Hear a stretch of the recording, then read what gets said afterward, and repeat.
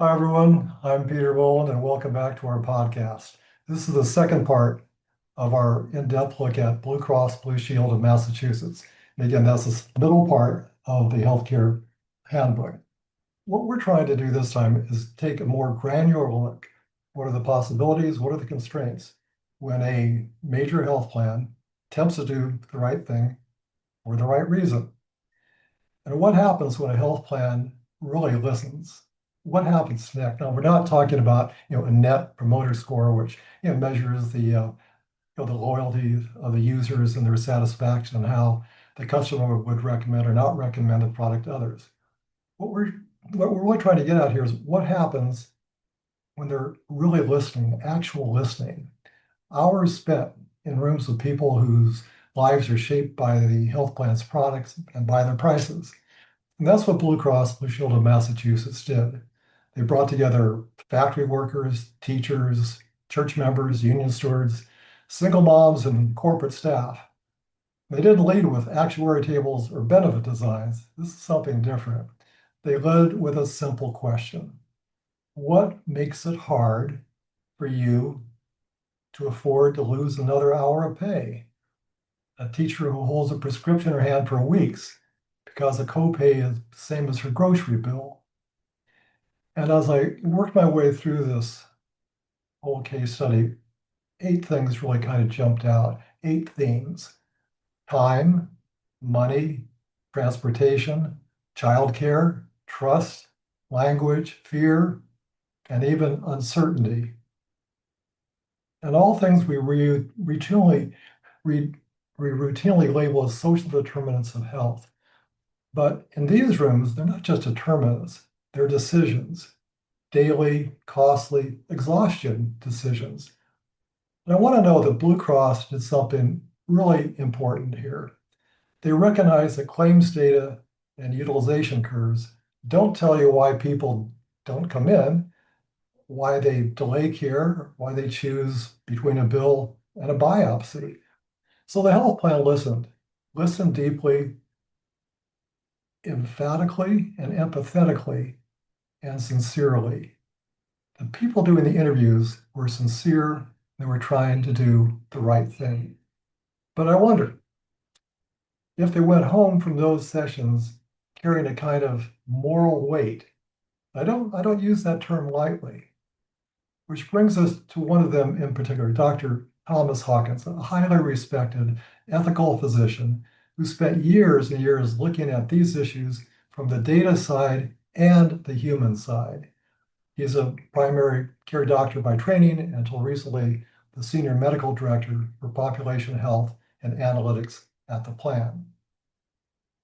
In his public talks, Hawkins says something simple but I think radical for a health plan, that in traditional insurance data, claims, diagnoses, procedure codes, isn't enough to understand the inequities in health.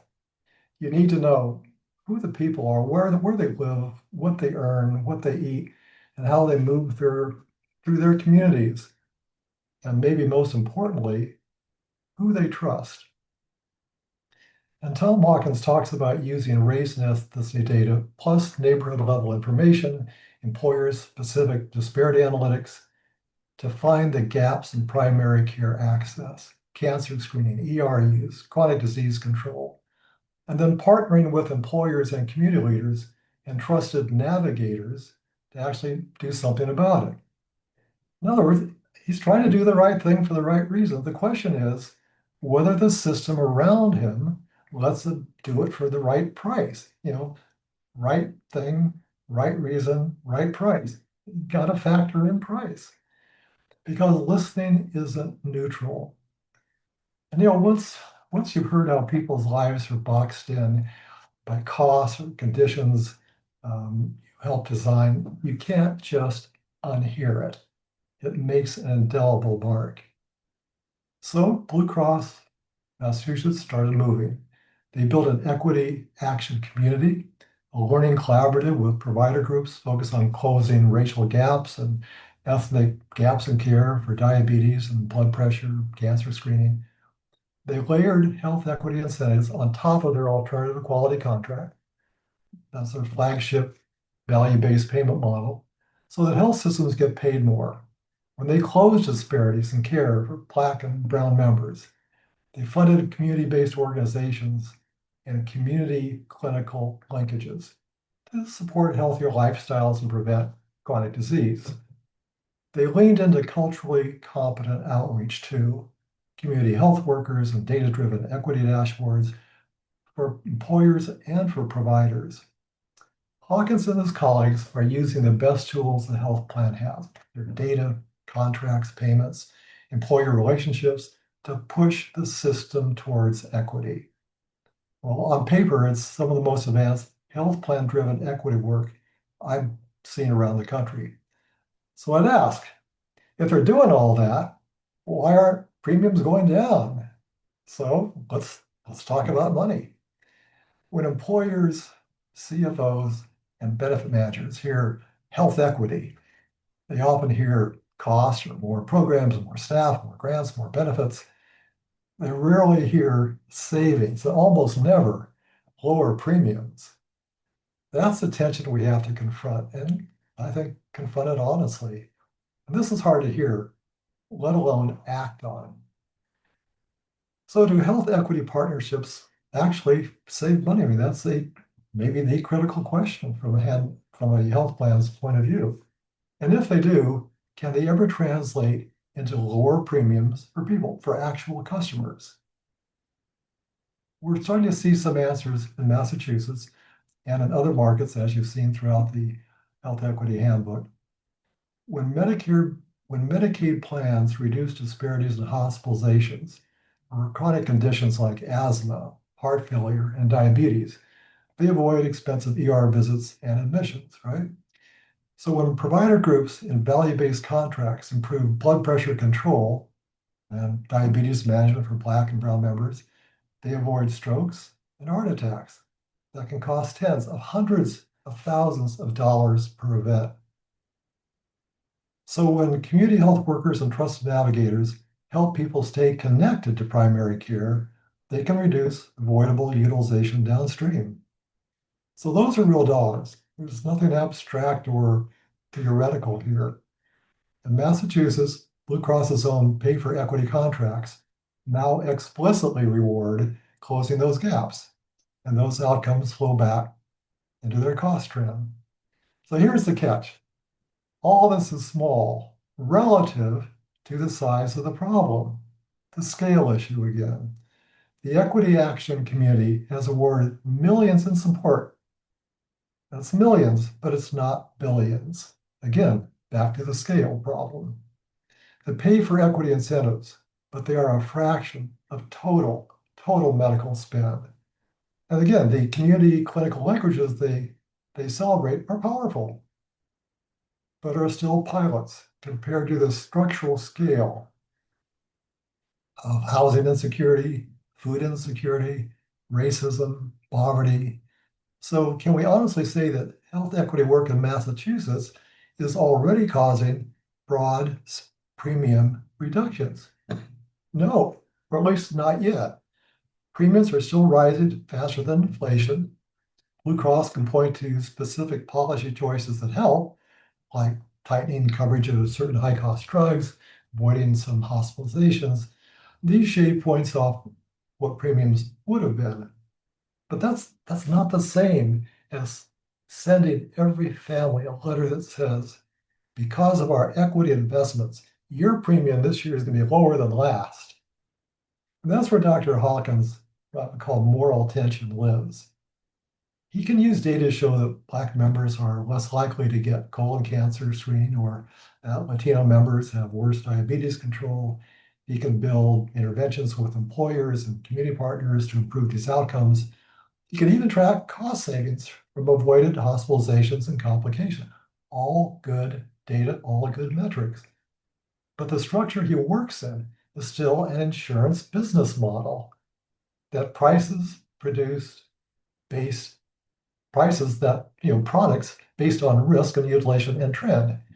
He can move the curve, but he can't flip the equation alone. So let's name that equation clearly. For decades, Health plans have been paid to manage risk, not to build health. This is a sore point, not to build health. And that's really, from my value point, that's where we need to move. They collect premiums, pay claims, and try to keep enough margin to satisfy regulators and rating agencies and employers and the necessary reserve requirements. Even nonprofit plans like Blue Cross Massachusetts have to play in the same box.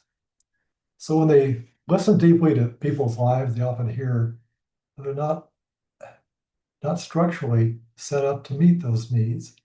Needs like stable housing, safer neighborhoods, living wages, predictable schedules, reliable childcare, time to cook and exercise, and even rest. These are all health interventions that live outside the claims system. Now, Tom Hawkins knows this. He talks about the workplace as a powerful site for health equity, where employers and health plans can change culture, food, physical activity, even support. He talks about, again, community clinical linkages, partnerships between public health and employers and healthcare providers. He talks about trusted navigators who know the local population, the clinics, the churches, the employers, and can connect people across these boundaries. Those are big pluses, to be sure. But here's the thing, actually bend premiums down over time. Those partnerships can't stay boutique.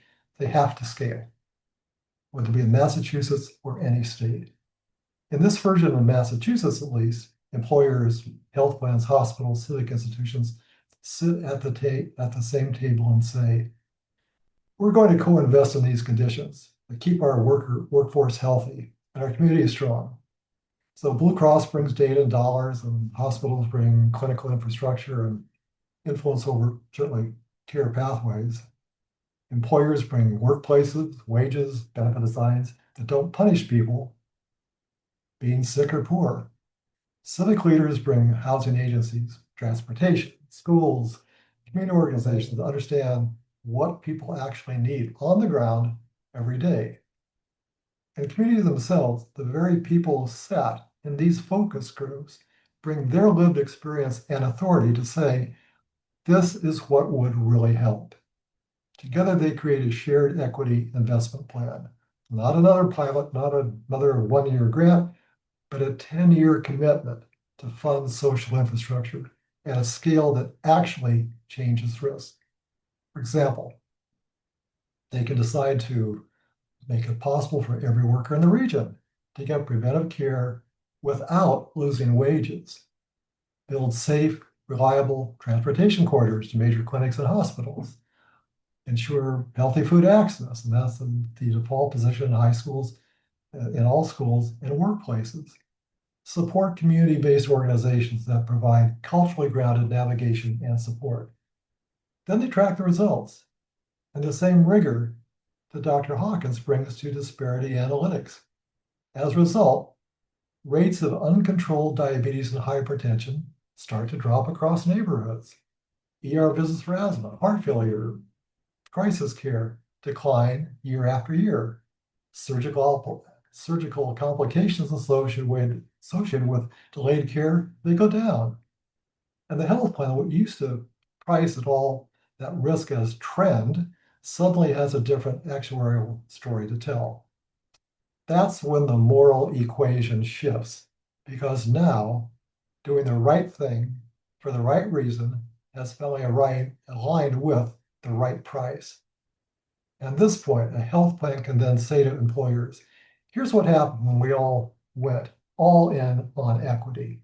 Members got healthier, your avoidable claims went down, your cost trend flattened, and as a result, this year, your premium increase is lower. Not because we shifted cost onto your employees, because there was less preventable illness to pay for. And I emphasize less preventable illness to pay for. This happens in places where equity-based, value-based payment have been sustained over time. But it requires one big shift. Equity can't be a side project. It has to be the business model, a different kind of business model, an equity-driven business model. So where does that leave Blue Cross Blue Shield of Massachusetts today? They've done real, meaningful things to center equity in their payment models, their analytics, and their community partnerships. Dr. Hawkins has been honest about what their data can and can't tell them, and about the need to work with employers and community leaders and navigators who know the culture on the ground. They have listened to the people most affected by the products, and they've tried, within the constraints of a nonprofit health plan operating in a commercial market, to do the right thing. But they don't control wages, they don't control rent, they don't control food prices, or school funding, or zoning, or even immigration policy. They operate inside a business model, a very specific business model that still rewards them for managing medical risk more than building social infrastructure, which ends up trying to improve and generate more and better care. So they can listen, they can adjust, they can even shave points off the curve, but they can't on their own deliver the world those focus group participants describe. That takes partners, that it takes action. It means going all in. And this is really a story about good people trying to do the right thing inside a structure that was not built for the world we say that we want. At least publicly, we say that we want. But then we collide against what the business model and the constraints are, the inherent constraints of the current business model that most, if not all, health plans operate within. So it's a structure where we tolerate premiums that outpace wages, deductibles that exceed savings, and a benefit design that basically says to people, we will cover your care once you've paid enough, once you've gotten sick enough. But the people in those rooms told Blue Cross something different. They said, we want to stay healthy. We want to care for our families. We don't want to be forced to choose between rent and prescription refills. Now, they weren't asking for miracles. They're just asking for a system that stops monetizing their struggle. Again, is monetizing their struggle. And that's the point pain, a point pain that we really haven't come to terms with. So where do we go from here? What I'd like to say is that plan leaders look at what Blue Cross of Massachusetts has done and ask, what would it take to make equity your primary growth strategy, not your CSR, your corporate social responsibility strategy? That's not enough.